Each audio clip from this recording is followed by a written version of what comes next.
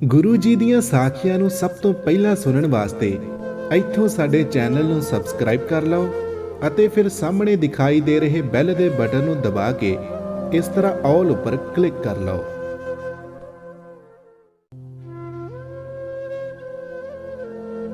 ਇੱਕ ਵਾਰੀ ਸ੍ਰੀ ਗੁਰੂ ਨਾਨਕ ਦੇਵ ਜੀ ਅਤੇ ਭਾਈ ਮਰਦਾਨਾ ਅਸਾਮ ਦੇ ਗੋਲਾਘਾਟ ਜ਼ਿਲ੍ਹੇ ਵਿੱਚ ਪਹੁੰਚੇ ਅਤੇ ਇੱਕ ਰੁੱਖ ਦੀ ਛਾਂ ਹੇਠਾਂ ਆਪਣਾ ਡੇਰਾ ਲਗਾ ਲਿਆ। ਭਾਈ ਮਰਦਾਨਾ ਜੀ ਗੁਰੂ ਜੀ ਨੂੰ ਕਹਿਣ ਲੱਗੇ ਕਿ ਗੁਰੂ ਜੀ, ਮੈਨੂੰ ਇਹ ਸ਼ਹਿਰ ਬੜਾ ਹੀ ਸੁੰਦਰ ਲੱਗਾ ਹੈ ਅਤੇ ਇੱਥੋਂ ਦੇ ਲੋਕਾਂ ਦੇ ਜਿਹੜੇ ਕੱਪੜੇ ਪਾਏ ਹੋਏ ਹਨ ਉਹ ਵੀ ਸਾਡੀ ਰੀਤੀ ਤੋਂ ਅਲੱਗ ਜਿਹੇ ਲੱਗ ਰਹੇ ਹਨ। ਭਾਈ ਮਰਦਾਨਾ ਜੀ ਗੁਰੂ ਜੀ ਨੂੰ ਕਹਿਣ ਲੱਗੇ ਕਿ ਗੁਰੂ ਜੀ, ਮੈਨੂੰ ਆਗਿਆ ਦਿਓ ਕਿ ਮੈਂ ਇਸ ਸ਼ਹਿਰ ਨੂੰ ਘੁੰਮ ਕੇ ਦੇਖਣਾ ਚਾਹੁੰਦਾ ਹਾਂ ਤੇ ਨਾਲੇ ਮੈਨੂੰ ਭੁੱਖ ਵੀ ਬਹੁਤ ਲੱਗੀ ਹੋਈ ਹੈ। ਮੈਂ ਕਿਸੇ ਜਗ੍ਹਾ ਉੱਤੇ ਬੈਠ ਕੇ ਭੋਜਨ ਵੀ ਛਕਾਵਾਂਗਾ। ਜਾਣੀ ਜਾਣ ਸਤਿਗੁਰੂ ਸ੍ਰੀ ਗੁਰੂ ਨਾਨਕ ਦੇਵ ਜੀ ਭਾਈ ਮਰਦਾਨਾ ਜੀ ਨੂੰ ਕਹਿਣ ਲੱਗੇ ਕਿ ਮਰਦਾਨਿਆ, ਇਹ ਜਗ੍ਹਾ ਤੇਰੇ ਘੁੰਮਣ ਦੇ ਲਾਇਕ ਨਹੀਂ ਹੈ, ਕਿਉਂਕਿ ਇੱਥੋਂ ਦੇ ਕਈ ਸਾਰੇ ਲੋਕ ਤਾਂਤਰਿਕ ਵਿਦਿਆ ਨੂੰ ਜਾਣਦੇ ਹਨ ਅਤੇ ਪਰਦੇਸੀ ਆਦਮੀ ਨੂੰ ਪਹਿਚਾਣਦਿਆਂ ਹੀ ਉਸ ਨਾਲ ਬੁਰਾ ਸਲੂਕ ਕਰਦੇ ਹਨ। ਗੁਰੂ ਜੀ ਦੇ ਮੂੰਹੋਂ ਇਹ ਗੱਲ ਸੁਣ ਕੇ ਭਾਈ ਮਰਦਾਨਾ ਜੀ ਜਿੱਦ ਕਰਨ ਲੱਗ ਪਏ ਤੇ ਕਹਿਣ ਲੱਗੇ ਕਿ ਗੁਰੂ ਜੀ, ਮੈਨੂੰ ਭੁੱਖ ਬਹੁਤ ਲੱਗੀ ਹੈ, ਇਸ ਲਈ ਮੈਨੂੰ ਸ਼ਹਿਰ ਵਿੱਚ ਜਾਣਾ ਤਾਂ ਜ਼ਰੂਰ ਪਵੇਗਾ, ਪਰ ਤੁਸੀਂ ਮੇਰੀ ਚਿੰਤਾ ਨਾ ਕਰੋ, ਮੈਂ ਸਾਵਧਾਨ ਹੀ ਰਹਾਂਗਾ। ਭਾਈ ਮਰਦਾਨੇ ਨੂੰ ਜਿੱਦ ਕਰਦਿਆਂ ਦੇਖ ਕੇ ਗੁਰੂ ਜੀ ਨੇ ਭਾਈ ਮਰਦਾਨੇ ਨੂੰ ਸ਼ਹਿਰ ਘੁੰਮਣ ਦੀ ਆਗਿਆ ਦੇ ਦਿੱਤੀ ਅਤੇ ਭਾਈ ਮਰਦਾਨਾ ਜੀ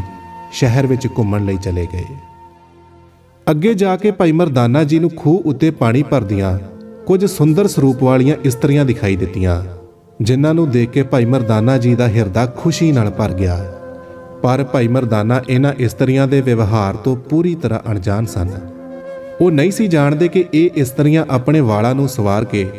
ਅੱਖਾਂ ਵਿੱਚ ਸੁਰਮਾ ਪਾ ਕੇ ਤੇ ਭੜਕੀਲਾ ਹਾਰ ਸ਼ਿੰਗਾਰ ਕਰਕੇ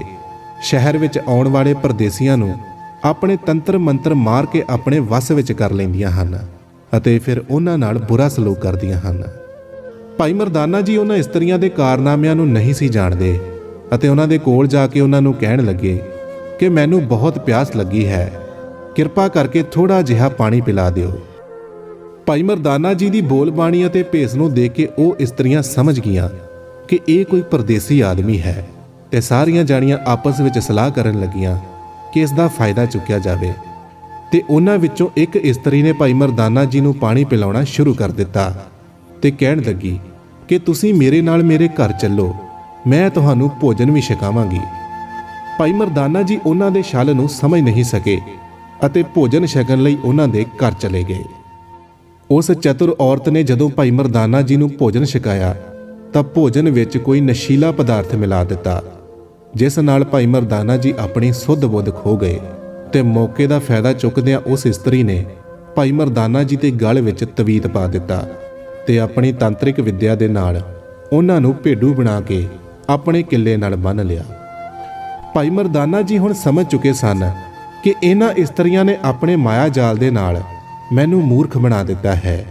ਤੇ ਹੁਣ ਮੇਰੀ ਇੱਥੇ ਕੋਈ ਵੀ ਪੇਸ਼ ਨਹੀਂ ਚੱਲੇਗੀ।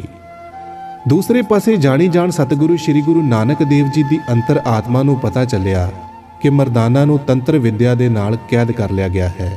ਤਾਂ ਉਹ ਭਾਈ ਮਰਦਾਨਾ ਜੀ ਨੂੰ ਛਡਾਉਣ ਵਾਸਤੇ ਉਹਨਾਂ ਇਸਤਰੀਆਂ ਦੇ ਘਰ ਆ ਗਏ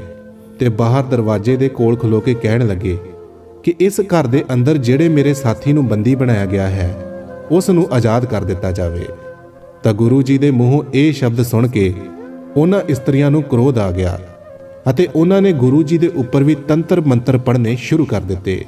ਪਰ ਉਹਨਾਂ ਦੇ ਕਿਸੇ ਵੀ ਤੰਤਰ ਮੰਤਰ ਦਾ ਅਸਰ ਗੁਰੂ ਜੀ ਦੇ ਉੱਪਰ ਨਹੀਂ ਹੋਇਆ।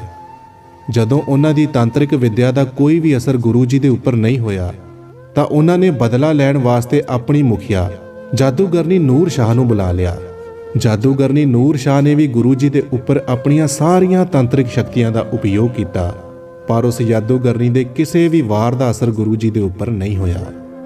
ਜਦੋਂ ਉਹ ਆਪਣੀ ਤਾਂਤਰਿਕ ਵਿਦਿਆ ਦੇ ਨਾਲ ਗੁਰੂ ਜੀ ਦਾ ਕੁਝ ਵੀ ਨਾ ਵਿਗਾੜ ਸਕੀਆਂ ਤਾਂ ਉਹ ਸਾਰੀਆਂ ਜਾਣੀਆਂ ਥੱਕ ਹਾਰ ਕੇ ਬੈਠ ਗਈਆਂ। ਜਿਸ ਤੋਂ ਬਾਅਦ ਗੁਰੂ ਜੀ ਨੇ ਭਾਈ ਮਰਦਾਨਾ ਨੂੰ ਛਡਾਉਣ ਵਾਸਤੇ ਵਾਹਿਗੁਰੂ ਜੀ ਦਾ ਸਿਮਰਨ ਕਰਦਿਆਂ ਹੋਇਆਂ ਭਾਈ ਮਰਦਾਨਾ ਜੀ ਦੇ ਉੱਪਰ ਪਾਣੀ ਦੇ ਛਿੱਟੇ ਮਾਰੇ ਤਾਂ ਭਾਈ ਮਰਦਾਨਾ ਜੀ ਆਜ਼ਾਦ ਹੋ ਗਏ, ਭੇਡੂ ਰੂਪੀ ਤੋਂ ਇਨਸਾਨੀ ਰੂਪੀ ਵਿੱਚ ਆ ਗਏ ਅਤੇ ਗੁਰੂ ਜੀ ਦੇ ਚਰਨਾਂ ਨੂੰ ਫੜ ਕੇ ਗੁਰੂ ਜੀ ਕੋਲੋਂ ਆਪਣੀ ਗਲਤੀ ਦੀ ਮਾਫੀ ਮੰਗਣ ਲੱਗੇ ਕਿ ਮੈਂ ਤੁਹਾਡੇ ਬਚਨਾਂ ਨੂੰ ਨਹੀਂ ਸੀ ਮੰਨਿਆ, ਜਿਸ ਲਈ ਮੈਨੂੰ ਇਹ ਸਜ਼ਾ ਭੁਗਤਣੀ ਪਈ। ਧੰਨ ਧੰਨ ਸਤਿਗੁਰੂ ਸ੍ਰੀ ਗੁਰੂ ਨਾਨਕ ਦੇਵ ਜੀ ਨੇ ਭਾਈ ਮਰਦਾਨਾ ਜੀ ਨੂੰ ਕਿਹਾ ਕਿ ਮਰਦਾਨਿਆ, ਜੋ ਹੋਣਾ ਸੀ ਉਹ ਹੋ ਗਿਆ, ਹੁਣ ਤੂੰ ਬਸ ਆਪਣੀ ਰਬਾਬ ਵਜਾਉਣੀ ਸ਼ੁਰੂ ਕਰ ਤੇ ਅਸੀਂ ਸ਼ਬਦ ਉਚਾਰਾਂਗੇ। ਗੁਰੂ ਜੀ ਦੇ ਆਦੇਸ਼ ਦੀ ਪਾਲਣਾ ਕਰਦੇ ਹੋਏ ਭਾਈ ਮਰਦਾਨਾ ਜੀ ਨੇ ਰਬਾਬ ਵਜਾਉਣੀ ਸ਼ੁਰੂ ਕਰ ਦਿੱਤੀ ਅਤੇ ਗੁਰੂ ਜੀ ਨੇ ਸ਼ਬਦ ਉਚਾਰਨਾ ਸ਼ੁਰੂ ਕਰ ਦਿੱਤਾ। ਭਾਈ ਮਰਦਾਨਾ ਜੀ ਦੀ ਰਬਾਬ ਅਤੇ ਗੁਰੂ ਜੀ ਦੇ ਸ਼ਬਦ ਸੁਣ ਕੇ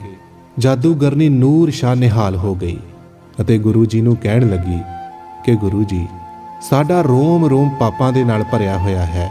ਕਿਰਪਾ ਕਰਕੇ ਸਾਨੂੰ ਇਹਨਾਂ ਪਾਪਾਂ ਤੋਂ ਆਜ਼ਾਦ ਕਰ ਦਿਓ। ਗੁਰੂ ਨਾਨਕ ਦੇਵ ਜੀ ਨੂੰ ਉਹਨਾਂ ਇਸਤਰੀਆਂ ਦੀ ਹਾਲਤ ਦੇਖ ਕੇ ਉਹਨਾਂ ਉੱਪਰ ਦਇਆ ਆ ਗਈ ਅਤੇ ਉਹਨਾਂ ਨੂੰ ਕਹਿਣ ਲੱਗੇ ਕਿ ਜੇਕਰ ਤੁਸੀਂ ਆਪਣਾ ਭਲਾ ਚਾਹੁੰਦੀਆਂ ਹੋ ਤਾਂ ਅੱਜ ਤੋਂ ਹੀ ਚੰਗੇ ਕਰਮ ਕਰਨੇ ਸ਼ੁਰੂ ਕਰ ਦਿਓ ਅਤੇ ਆਪਣੇ ਤਨ ਮਨ ਨੂੰ ਪਰਮਾਤਮਾ ਦੇ ਨਾਲ ਜੋੜਨ ਦੀ ਕੋਸ਼ਿਸ਼ ਕਰੋ। ਜੇਕਰ ਤੁਸੀਂ ਸੱਚੇ ਦਿਲ ਨਾਲ ਪਰਮਾਤਮਾ ਵੱਲ ਨੂੰ ਇੱਕ ਕਦਮ ਪੁੱਟੋਗੇ ਤਾਂ ਪਰਮਾਤਮਾ ਜੀ ਤੁਹਾਡੇ ਵੱਲ ਨੂੰ 2 ਕਦਮ ਆਉਣਗੇ। ਗੁਰੂ ਜੀ ਦੇ ਆਸ਼ੀਰਵਾਦ ਦੇ ਨਾਲ ਉਹਨਾਂ ਇਸਤਰੀਆਂ ਨੇ ਕਾਲੇ ਇਲਮ ਵਾਲੇ ਰਾਹ ਨੂੰ ਛੱਡ ਕੇ ਚੰਗੇ ਮਾਰਗ ਉੱਤੇ ਚੱਲਣਾ ਸ਼ੁਰੂ ਕਰ ਦਿੱਤਾ। ਸਤਨਾਮ ਸ਼੍ਰੀ ਵਾਹਿਗੁਰੂ।